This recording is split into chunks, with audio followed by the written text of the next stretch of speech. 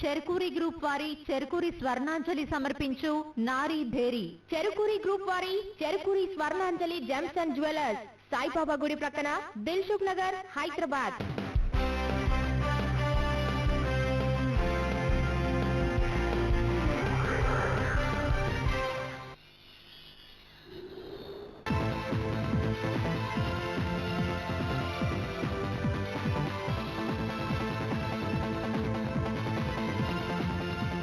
నమస్కారం.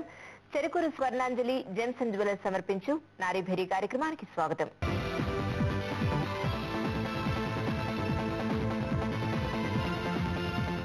దేశం అభివృద్ధి వైపు శరవేగంగా దూసుకుపోతోంది. కానీ గిరిజన ప్రాంతాలలో నివసించే ప్రజల పరిస్థితి అగమ్యగోచరంగా మారింది. ముఖ్యంగా మన్యంలో మహిళల అవస్థలు, రోగాలు, అరణ్య రోదనలే.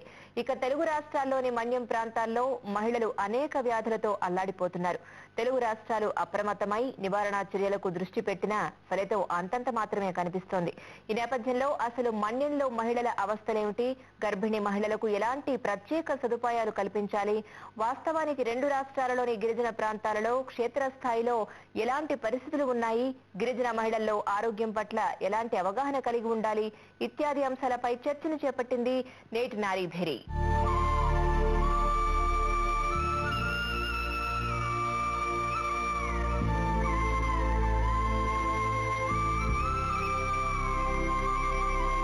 కృష్ణవేణి గారు, గిరిజన ప్రాంతాల్లో క్షేత్రస్థాయిలో ఉన్న పరిస్థితులు ఏంటంటారు, ఒకసారి చెప్పండి. ఏంటంటే వాళ్ళకి ఆ విద్య అనేది వాళ్ళకి అందటం లేదు. వాళ్ళు 5th క్లాస్ వరకు చదివితేనే వాళ్ళకి గొప్ప విద్య అనేది గొప్పగా భావించడం అనేది జరుగుతుంది. అంటే ఇంకా ఆ పైన చదివే వాళ్ళు కూడా లేరు. ఇంటర్మీడియట్ చదివితే ఇంకా గొప్పగా చదువుకున్నట్టుగానే ఉన్నారు. ఉద్యోగాల్లో కూడా వెనకబడి ఉంటున్నారు. ఆ విధంగా చూసుకున్నట్లయితే ఎప్పుడైతే మనం అభివృద్ధి అని చెప్పేసి చెప్పుకుంటున్నామో, అభివృద్ధి అంటే ఏంటంటే విద్య, అందరికీ విద్య అందింది అనుకోండి, అప్పుడు మాత్రమే ఏంటంటే అవేర్నెస్ ఉంటుంది. చుట్టూ ఉన్న పరిస్థితులు ఏంటి, మనం ఎలా ఉండాలి అనేది వాళ్ళు తెలుసుకోగలుగుతారు. పరిశుభ్రత లోపం అనేది కూడా ఒక కారణంగా మనం చెప్పుకోవచ్చు. ఎందుకంటే వాళ్ళకి ఎలా ఉండాలి అనేది కూడా వాళ్ళకి తెలియదు. దానికి తోడు మూఢనమ్మకాలు కూడా ఎక్కువగా నమ్ముతూ ఉంటారు వాళ్ళు. దాంతో వెనకబడతనం అనేది కూడా వస్తూ ఉంది. కాబట్టి వాళ్ళలో అవేర్నెస్ తీసుకురావాలి. మూఢనమ్మకాలు పోవాలి అని అంటే బాగా వాళ్ళు చదువుకోగలగాలి. మనకి ప్రభుత్వాలు అనేక రకంగా గిరిజన పాఠశాలలో అవన్నీ కూడా ఏర్పాటు చేస్తున్నారు. కానీ అక్కడ పిల్లలకు చూస్తే మౌలిక వసతులు అనేవి సరిగ్గా ఉండట్లేదు అక్కడ. మరి అక్కడ అన్ని ఏర్పాట్లు సక్రమంగా చూడాల్సిన అవసరం కూడా ప్రభుత్వానికి బాధ్యత అన్నమాట. ఆ బాధ్యత కూడా విస్మరిస్తున్నారు అధికారులందరూ కూడా.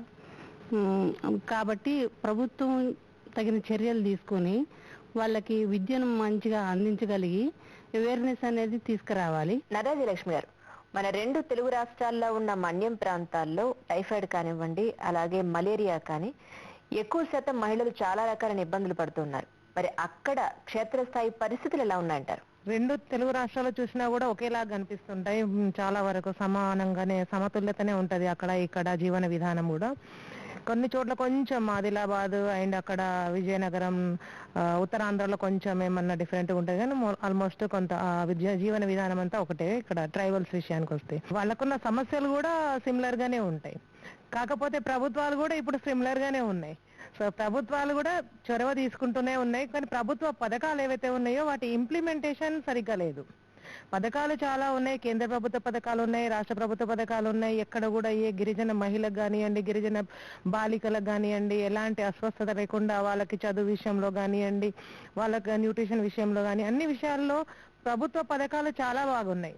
ఆ పథకాల ఇంప్లిమెంటేషన్ వచ్చేటప్పటికి అధికారుల దగ్గరికి వెళ్తుంది. సో నేను అనుకునేది ఏంటంటే ఈ విషయంలో మాత్రం జిల్లా కలెక్టర్లనే బాధ్యులుగా చేస్తే బాగుంటది.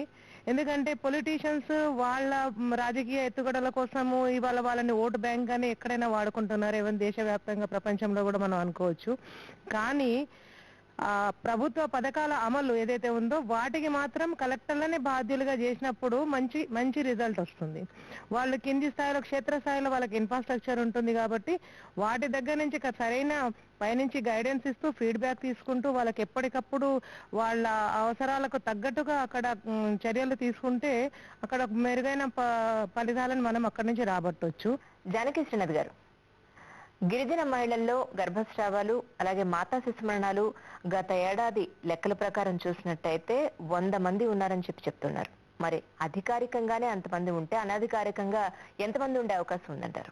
గిరిజన ప్రాంతంలో ఉన్న స్టాటిస్టిక్స్ కి రూరల్ గ్రామీణ ప్రాంతాలకి ఒక 10% వరకు తేడా ఉంది. అంటే మెటర్నల్ మార్టాలిటీ కావచ్చు, ఇన్ఫెంట్ మార్టాలిటీ అంటే మాతా శిశు మరణాలు, అంతేకాకుండా ఈ బరువు అంటే పిల్లలు పుట్టిన వెంటనే అంటే లో బర్త్ వెయిట్, దాని తర్వాత ఎదుగుదల పారామీటర్స్ కొన్ని ఉంటాయి.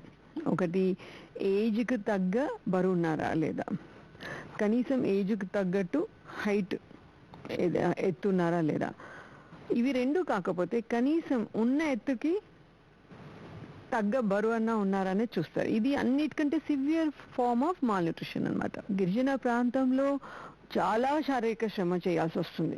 రివర్స్ మనకు ఇప్పుడు హైదరాబాద్ లో ఉన్న పరిస్థితికి అక్కడున్న పరిస్థితికి టోటలీ డిఫరెంట్. వాళ్ళకి కావాల్సింది ఎక్కువ శక్తి, మనకంటే 2 ఎక్కువ శక్తి, ఎక్కువ మాంసకృత్తులు కావాలి, కొవ్వు పదార్థాలు కూడా కావాలి. కానీ ఎక్కడ వాళ్ళకి ఏమి ఇస్తున్నారు?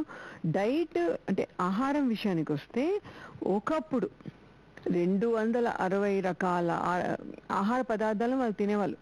అంటే అడవిలోంచి, చెట్ల నుంచి, ఆకుల నుంచి, అలమల నుంచి, గింజలు, నూనె గింజలు, దుంపలు, రకరకాల డ్రై ఫ్రూట్స్, ఆకులు.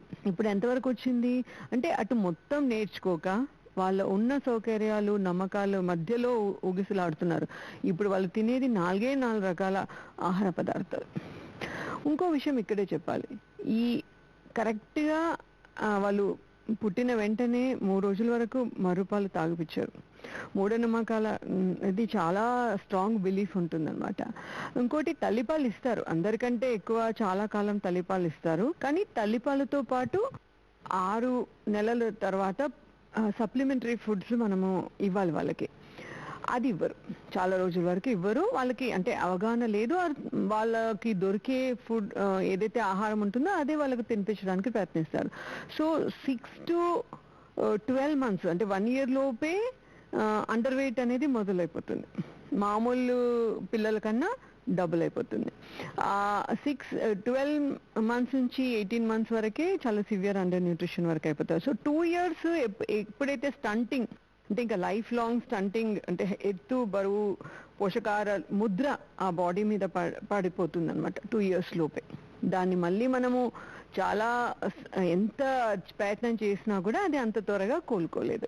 Cherukuri Swarnanjali gems and jewellers సమర్పించు నారీభరి కార్యక్రమంలో ఇప్పుడు ఒక చిన్న విరామం.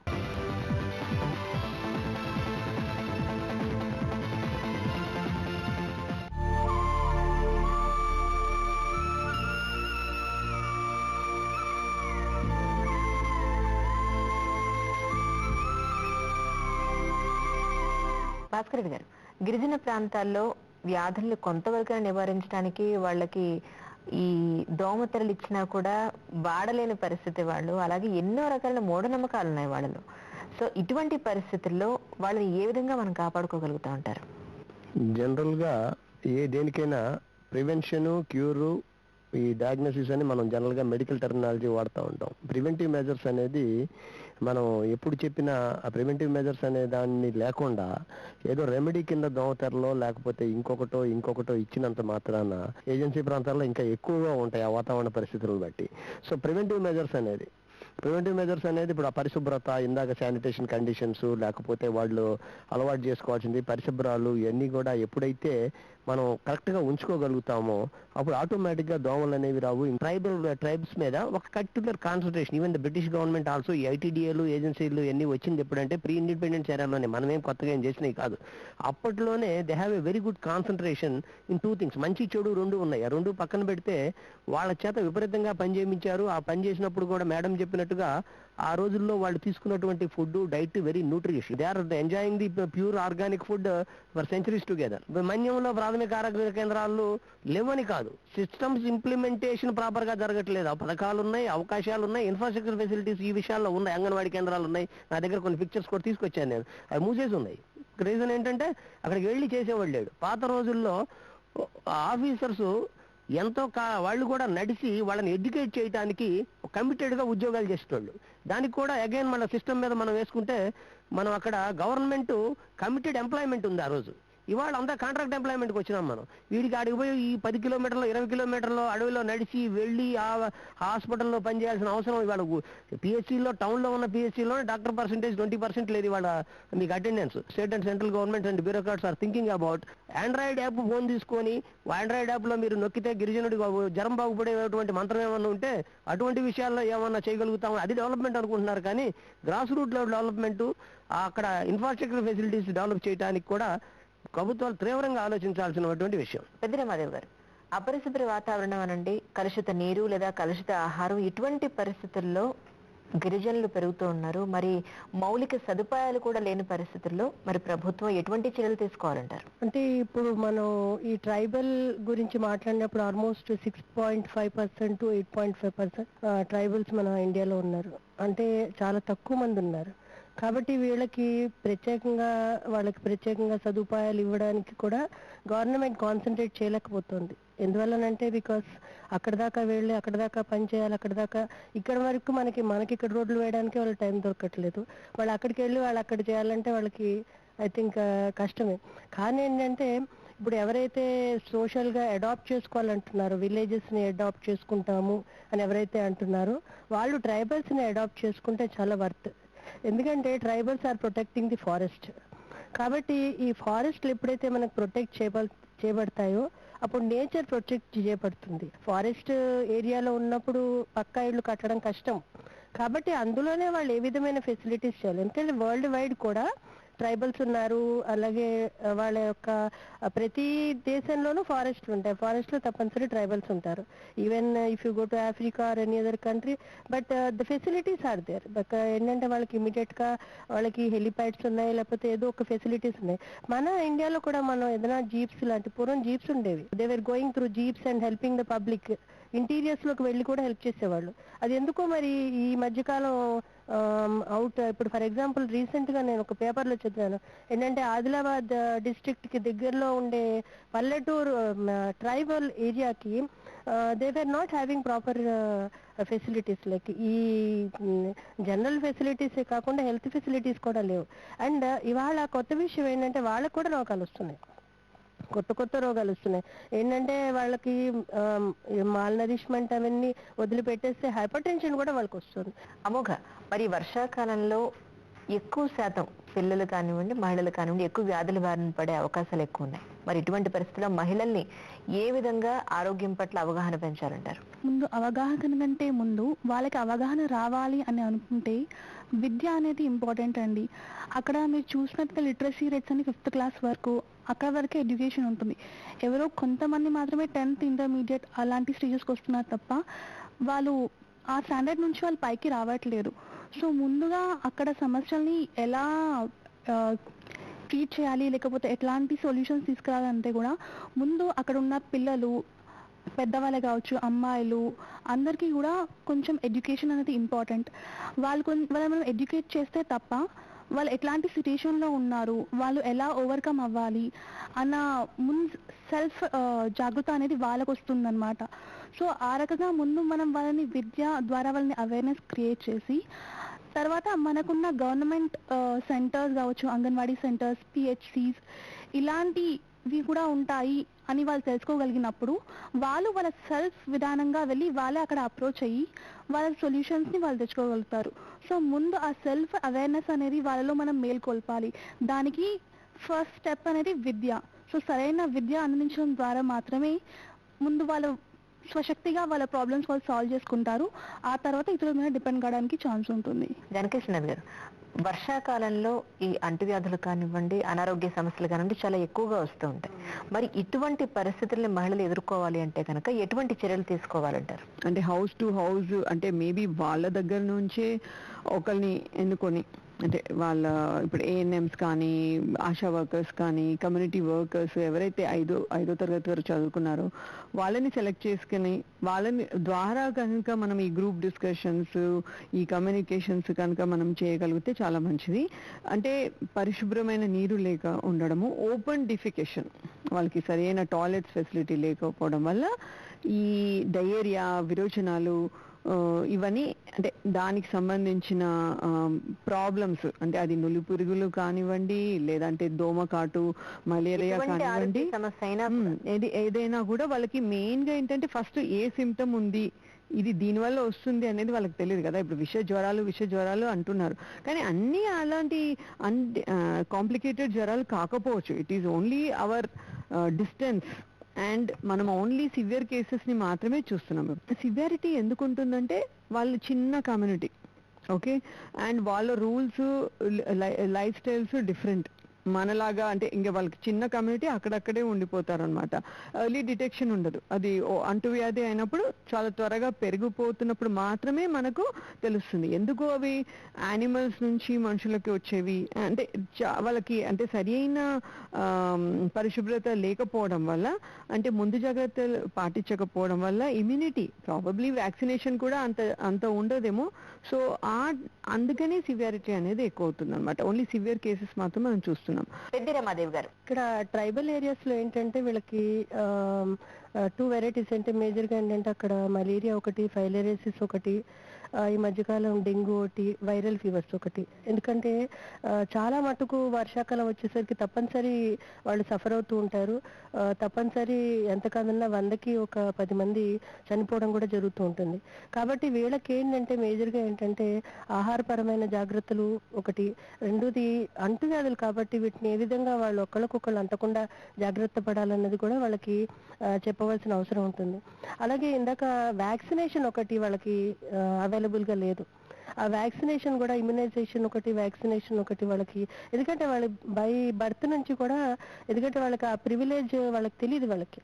కాబట్టి వాళ్ళకి ఫర్ ఎగ్జాంపుల్ ఎంఎంఆర్ కానీ, లేదంటే జనరల్ గా బీసీజీ కానీ, ఎందుకంటే వాతావరణం ద్వారా కూడా ట్యూబర్కులోసిస్ రావడానికి అవకాశం ఉంటుంది. కాబట్టి బీసీజీ వ్యాక్సిన్, అలాగే జనరల్ గా టెటనస్ వ్యాక్సిన్, అవన్నీ సింపుల్ థింగ్స్ కూడా వాళ్ళకి అందనప్పుడు అది వాళ్ళకి కష్టం అవుతుంది. కాబట్టి ఇవన్నీ వాళ్ళు ప్రభుత్వం ద్వారా వాళ్ళు పొందితే కనుక మంచిది. ఏ విధంగా జాగ్రత్తలు తీసుకోవాలి, అలాగే ఆహారం ద్వారా వాళ్ళు ఏ విధంగా వాళ్ళ హెల్త్ వాళ్ళు కాపాడుకోవాలన్నది కూడా చెప్తే మంచిది వాళ్ళకి. Cherukuri Swarnanjali gems and jewellers సమర్పించు నారీభరి కార్యక్రమంలో ఇప్పుడు ఒక చిన్న విరామం.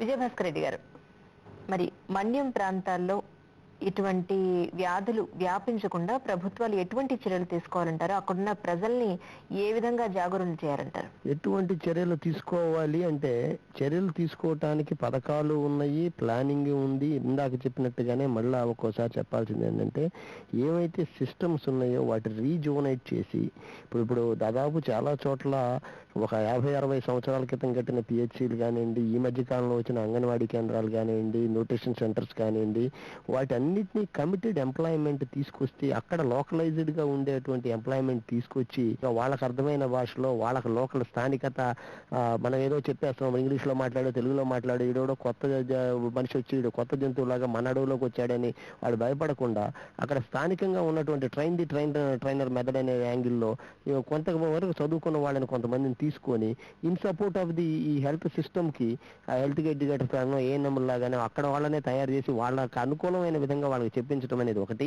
ఆ పాడైపోయినటువంటి ఆ పిహెచ్సిలు, ఆ గతంలో ఉన్నటువంటి ఆ ఇన్ఫ్రాస్ట్రక్చర్ ని రీజోనేట్ చేసి వాటి రీకన్స్ట్రక్ట్ చేసి అసలు అక్కడ ముందు అక్కడ ఎంప్లాయ్మెంట్ ఈవెన్ స్పెషల్ నోటిఫికేషన్ వచ్చినా కూడా ఎంప్లాయ్మెంట్ కి అప్లై చేసేటోడు లేదు. స్థానికంగా ఉన్నటువంటి ఒక మాదిరి చదువుకున్న వాళ్ళని కనీసం ఆ పరిస్థితులకి, ఆ హెల్త్ ఇష్యూస్ కి వాటికి వాళ్ళ లోకల్ వాళ్ళని ఎడ్యుకేట్ చేసే విధంగానో కొంతమందిని కోఆర్డినేటర్ టైప్ లో తయారు చేసి ఆ సిస్టమ్ ని కొద్దిగా రీజోనేట్ చేస్తే ఫలితాలు కనపడటం మొదలవుతాయి. పెద్దిరామదేవారు, విష జ్వరాలు వ్యాపించకుండా ప్రభుత్వం ఎటువంటి చర్యలు తీసుకోవాల్సిన అవసరం ఉందంటారు?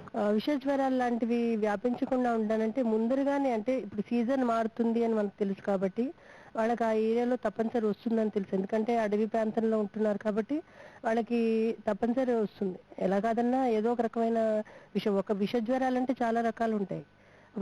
అందులో ఎటువంటి విధమైన జ్వరం వాళ్ళకి వస్తుంది, మలేరియా వస్తుందా, లేకపోతే డెంగ్యూ వస్తుందా, చికెన్గున్యా వస్తుందా, ఏది వస్తుందా, ఏ విధంగా వస్తుందో వాళ్ళకి యాంటిసిపేట్ చేయలేరు. కాబట్టి దానికి వీళ్ళు ముందుగా జాగ్రత్తలు తీసుకుని first of all temperature control చేసుకునే విధంగా, వాళ్ళకి జ్వరం వచ్చినప్పుడు హై టెంపరేచర్స్ ఉంటాయి. హై టెంపరేచర్ ఉన్నప్పుడు వాళ్ళు ఫుడ్ అది సరిగ్గా లేనప్పుడు వాళ్ళకి ఇతరత్ర సమస్యల వల్ల వాళ్ళు చనిపోవడం లాంటివి జరుగుతూ ఉంటుంది. ఎనీమియా లాంటి కండిషన్ ఉంటుంది, లేకపోతే వాళ్ళకి తాగుడు వల్ల వచ్చే సిరోసిస్, లివర్ సిరోసిస్ లాంటిది ఉంటుంది, ఇతరత్ర మాల్ న్యూట్రిషన్, రకరకాలైన సమస్యలు ఉంటాయి. కాబట్టి వాళ్ళు చనిపోవడానికి అవకాశం ఉంటుంది. కాబట్టి వాళ్ళకి సరైన విధంగా, అంటే ఆహార పరంగాను, అలాగే వాళ్ళు ఏ సరైన అంటే పథ్యాహారం ఏ విధంగా తీసుకోవాలి, వాళ్ళు ఎమర్జెన్సీ మెడికేషన్ ఇవ్వడానికి ప్రభుత్వం తప్పనిసరి కిట్స్ లాంటివి ఇవాళ ఇస్తుంది. చాలా మంచి పనిచేస్తుంది గవర్నమెంట్ ఆఫ్ తెలంగాణ. దానివల్ల చాలా బెనిఫిట్ పొందుతున్నారు. ఐ థింక్ అది వాళ్ళు తప్పనిసరి అమలు చేసి ఫ్యూచర్ లో కూడా అదే ఇస్తే కనుక గవర్నమెంట్ హాస్పిటల్స్ చాలా మంది వెళ్ళగలుగుతారు. నరాజలక్ష్మి గారు, ఒక్కొక్క జిల్లాకు ఒక్కొక్కమైన వాతావరణం ఉంటుంది. ఆ వాతావరణంలో ఎలాంటి జబ్బులు వస్తాయి అనేది, ఎందుకంటే గతంలో వచ్చిన అనుభవాలు ఉంటాయి. వాటిని పట్టుకొని కూడా వీళ్ళు ముందు జాగ్రత్త చర్యలు ఏమైనా తీసుకుంటే మాత్రం ఇలాంటి వాటిని మనం తప్పించడానికి, తక్కువ చేయడానికి అవకాశం ఉంది. ఎందుకంటే ప్రతి జిల్లాలో వాళ్ళ వాతావరణ పరిస్థితులు, వాళ్ళ ఆహార విధానాలు అనియండి, అక్కడ తిరిగే పురుగు పుట్ర ఉంటాయి, అవన్నీ పాములు కానీ, విష సర్పాలు కానివ్వండి, ఇంకా ఇలాంటివన్నీ ఎలుకలు, ఇలాంటి సంథింగ్ పందులు, సో ఇట్లాంటి వాటి వల్ల వచ్చే జబ్బులు ఒక్కొక్క ప్రాంతంలో ఎక్కువ ఉంటాయి. మిగతా చోట్ల ఇంకొక ఏజెన్సీకి వెళ్తే ఇంకొక రకమైన జంతుజాలాలు ఉంటాయి. సో వాటికి వల్ల వచ్చే రోగాలని ముందుగానే ఐడెంటిఫై చేసేందుకు వీళ్ళ దగ్గర డేటా ఉంది. కానీ ప్రభుత్వ నిర్లక్ష్యమే ఇక్కడ కారణం. యంత్రాంగము సరే చెప్పినట్టుగా ఇవాళ ఉద్యోగస్తుడికి ఉద్యోగ భద్రత లేదు. ఎంతసేపు వీళ్ళు అవుట్ సోర్సింగ్ మీదనే డిపెండ్ అవుతున్నప్పుడు అవుట్ సోర్సింగ్ వల్ల వాళ్ళ కమిట్మెంట్ తక్కువైపోతుంది. అదే ఒక డిపార్ట్మెంట్ లో ఒక రెగ్యులర్ ఉద్యోగి వచ్చినాడంటే సర్వీస్ అంతా కూడా ఆ డిపార్ట్మెంట్ కు అతను అకౌంటబిలిటీగా ఉండాలి. కృష్ణవేణి గారు, ఎవరు ఎన్ని చేసినా గానీ, ఏ సంస్థ వచ్చి అక్కడ పని చేసినా గానీ అక్కడ అభివృద్ధి అనేది జరగదు. ఎందుకంటే ప్రభుత్వాలు చర్యలు తీసుకోవాలి. ముందేంటంటే జీవనం వాళ్ళది, ఈ విద్య, వైద్యం, వాళ్ళ జీవన విధానం అనేది ప్రధానంగా మనం చూసుకుంటున్నాం. అంటే వీటన్నిటికీ ముఖ్య కారణం ఏంటంటే ఆర్థికం. వాళ్ళకి ఉపాధి కూడా కల్పించాలి. అంటే వాళ్ళు మంచి ఆహారం తినాలి అని అంటే ఆర్థిక పరిస్థితి మెరుగైనప్పుడు మాత్రమే వాళ్ళు మంచి ఆహారాన్ని తీసుకోగలుగుతారు. అంటే అక్కడికి వెళ్ళి ఎవరైనా సరే ఉద్యోగం చేయాలి అని చెప్పేసి మనం అనుకుంటే ఎవరు కూడా వెనకాడుతున్నారు అని చెప్పేసి అనుకుంటాం. ఒక టీచర్ వెళ్ళాలన్నా, ఒక డాక్టర్ వెళ్ళాలన్నా, ఒక అసిస్టెంట్ నర్స్ వెళ్ళాలన్నా, ఎవరైనా సరే ఏ ఉద్యోగస్తులైనా సరే గిరిజన ప్రాంతాల్లోకి వెళ్ళి పనిచేద్దాము అని అనుకుంటే వాళ్ళకి అక్కడ ఫెసిలిటీస్ లేవు అనే ఉద్దేశంతో వాళ్ళు వెళ్ళట్లేదు. మరి అలాంటప్పుడు గవర్నమెంట్ ఏం చర్యలు తీసుకోవాలి? అక్కడ రవాణా సౌకర్యాలు మంచిగా కల్పించాలి. అక్కడ ఉన్న గిరిజన ప్రాంతంలో ఉన్న ప్రజలందరికీ మంచి పక్కా ఇళ్ళు కట్టించాలి. అక్కడ హాస్పిటల్ ఏర్పాటు చేయాలి, మరి విద్యాలయాలు ఏర్పాటు చేయాలి. చేసిన తర్వాత మంచి పటిష్టమైన చర్యలు మనకి ఎన్నో ఇప్పుడు గిరిజన అభివృద్ధి కోసం మన చట్టాలన్నీ తీసుకొచ్చారు. కానీ ఆ చట్టాలన్నీ ఏటిని కూడా అమలుకి నోచుకోవట్లేదు. మరి ఇవన్నీ కూడా దృష్టిలో పెట్టుకొని ప్రభుత్వం వాళ్ళని అభివృద్ధి చేయాలి, ప్రజల్లో వాళ్ళని భాగస్తుల్ని, అంటే నాగరికులతోటి పాటు వాళ్ళని కూడా మనం భాగస్తులుగా చేయాలి అని చెప్పేసి అనుకుంటే ప్రభుత్వం కంపల్సరీగా చర్యలు తీసుకుంటే అదేమి పెద్ద విషయం కాదు. ఇప్పుడు భద్రాచలం ఏరియాకైనా ఇతర ప్రాంతాల్లో చూసుకున్నాం అనుకోండి, భద్రాచలం ఏరియా ప్రాంతంలో గిరిజనులకు చాలా వాళ్ళకి అవేర్నెస్ ఉంది, అభివృద్ధి చెందారు. విజయభాస్కర్ రెడ్డి గారు, ఆర్థిక పరమైన ఇష్యూ అది యాక్చువల్గా యావరేజ్ సర్వే చూసినట్లయితే ఈ గిరిజనుల్లో నెలవారీ కుటుంబ వినియమ వ్యయం ఏదైతే యావరేజ్ ఎక్స్పెండిచర్ ఉందో అది స్టేటెడ్ ఎట్ 1332 రూపాయలని తేలింది. ఒక ఫ్యామిలీ టోటల్ గా మంత్లీ ఖర్చు పెట్టేటువంటి టోటల్ అమౌంట్ ఆఫ్ స్పెండింగ్ 1332 రూపాయలతోటి వాళ్ళ కుటుంబం నెలవా వెళ్ళిపోతా ఉంది. ఆ పరిస్థితుల్లో ఈ లేటెస్ట్ స్టాటిస్టిక్స్ తెలంగాణ గవర్నమెంట్ తీసినవి 52% ఆఫ్ ది ఎస్టీలు ఎవరైతే మన్యంలో ఉన్నారో వాళ్ళందరూ కూడా ప్యూర్లీ డిపెండ్ అపాన్ ది ఈ సివిల్ సప్లైస్ రేషన్ మీద ఆధారపడి ఉన్నారు. అండ్ కంపేర్ టు ది గ్రామీణ ప్రాంతాల్లో ఉన్నటువంటి పేదవాళ్లతో పోలిస్తే ఈ డిఫరెన్స్ అనేది 25%, అంటే 30% లోపే మన గ్రామీణ ప్రాంతాల్లో ఉన్నటువంటి పేదవాళ్ళ రేషన్ మీద ఆధారపడి ఉంటే 32% వరకు, ఇది మన్యంలో ఉన్నటువంటి ఎస్టీల్లో అది 52% వరకు ఉంది. ఆర్థిక పరమైనటువంటి విషయాలు వాళ్ళకి సంబంధించి వాళ్ళకి చేతనైన పనుల్లో వాళ్ళని ఆర్థిక పరిపుష్టి చేయడానికి ఉన్నాయి. గిరిజన కార్పొరేషన్లని అవని ఇవని బొమ్మలు చేపిస్తున్నామనో లేకపోతే హ్యాండ్ మేడ్ సోప్స్ చేపిస్తున్నామనో ఈ ఉన్నాయి. అటువంటి వాటిని ఇంకొంచెం వాళ్ళకి ఆ పాయింట్ వచ్చినాక నేను చెప్పాలనిపించింది. ఆర్థిక పరిపుష్టి అనేది వాళ్ళకి కల్పించగలిగితే ఆ తర్వాత అవగాహన స్టార్ట్ అయింది. అవగాహన నుంచి పరిశుభ్రం స్టార్ట్ అయింది. పరిశుభ్రం నుంచి వాళ్ళ మౌలికంగా అక్కడ మన గవర్నమెంట్ చేయాలి. స్వచ్ఛంద సంస్థలు చేస్తాయా, మీరు చేస్తారా, నేను చేస్తారా అనేది కాదు. Government will make a policy, A constructive policy. ఆ పాలసీని కమిటెడ్ గా చేసేటువంటి అధికారులు కావాలి. అప్పుడు మానవతావాదులు అనేవాళ్ళు తర్వాత వచ్చి వాళ్ళకి సహకరిస్తే అప్పుడు సక్సెస్ అవుతుంది. కానీ ఒక చట్టం, ఒక భయం, ఒక వ్యవస్థ అనేది లేనప్పుడు మనలాంటి వాళ్ళు ఎవరో ఒకళ్ళిద్దరు మాట్లాడినంత మాత్రాన వ్యవస్థ ఒక రోజుగా మారిపోదనేది నా అభిప్రాయం. మన్యం ప్రాంతాల్లో విష జ్వరాలు వ్యాపించకుండా 2 తెలుగు ప్రభుత్వాలు ఎప్పటికప్పుడు చర్యలు చేపట్టాలి. ప్రజల్లో చైతన్యం తీసుకువచ్చేందుకు కృషి చేయాలి.